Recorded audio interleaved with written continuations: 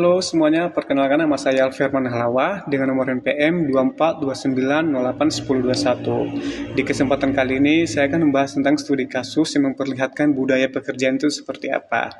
Nah, sedikit flashback dari cerita yang beredar maupun video yang beredar yang sedang kita lihat di tengah-tengah media sosial sekarang yang memperlihatkan seorang staf maupun pegawai dari outlet Mega Cuan dengan SPV maupun atasannya. Nah, sedikit cerita untuk mengingatkan kembali, si karyawan sedang menjaga ibunya di rumah sakit. Nah, dari situ bisa kita lihat bahwasannya tidak ada yang bisa menjaga ibunya kecuali dia, walaupun di tengah kondisi dia sedang bekerja. Dengan fast respon dari SPV maupun atasannya, dari kalimat-kalimat ketikan yang dilontarkannya, dia tidak mengizinkan anak tersebut untuk cuti. Nah, bahkan dia menyuruh si anak untuk resign secepatnya dan memastikan si karyawan tersebut tidak bisa diterima outlet Mega Cuan manapun. Nah, dari sisi cerita yang saya sebutkan tadi bisa kita petik sisi positifnya dari si karyawan, bahwasannya ia masih tetap berkomunikasi dengan sopan, menghargai aturan perusahaan dan tidak memaksakan kehendak. Bahkan di kondisi keluarganya sedang sakit, ia masih menunjukkan tanggung jawab terhadap pekerjaannya. Nah, dari sisi negatifnya bisa kita ambil dari supervisor maupun atasannya yang bersifat menekan bawah maupun karyawan dengan menggunakan posisinya yang tadi.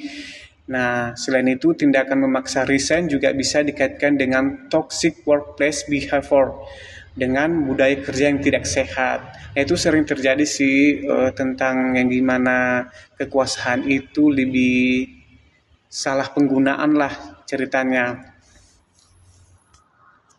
Nah, faktor munculnya perilaku seperti ini biasanya bukan hanya karena karakter individu maupun perorangan ya, tapi juga karena budaya kerja perusahaan.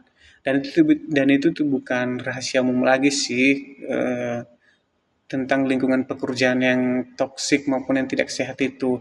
Nah, bisa jadi lingkungannya terlalu menekan target. Nah, maupun operasional sampai empatik karyawan hilang.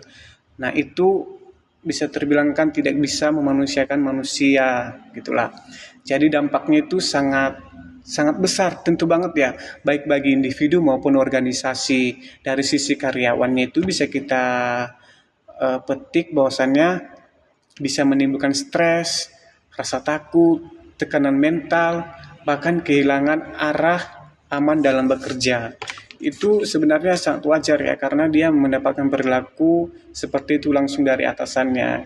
Jadi dia merasa maupun di mana dia bekerja, dia akan merasa gelisah jika masih terngiang maupun sudah mengenai mental dia lah terhadap pekerjaan seperti itu.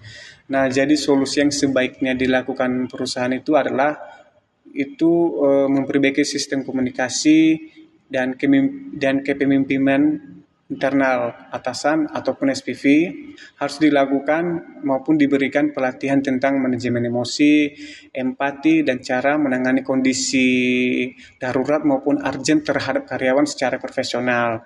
Jadi semua itu butuh pelatihan yang jelas supaya bisa ada solusi maupun titik terangnya. Jadi tidak menggunakan hanya satu belah pihak maupun menggunakan posisinya sebagai apa sehingga berdampak terhadap karyawan maupun bawahan. Mungkin sekian dari penjelasan saya, kurang lebihnya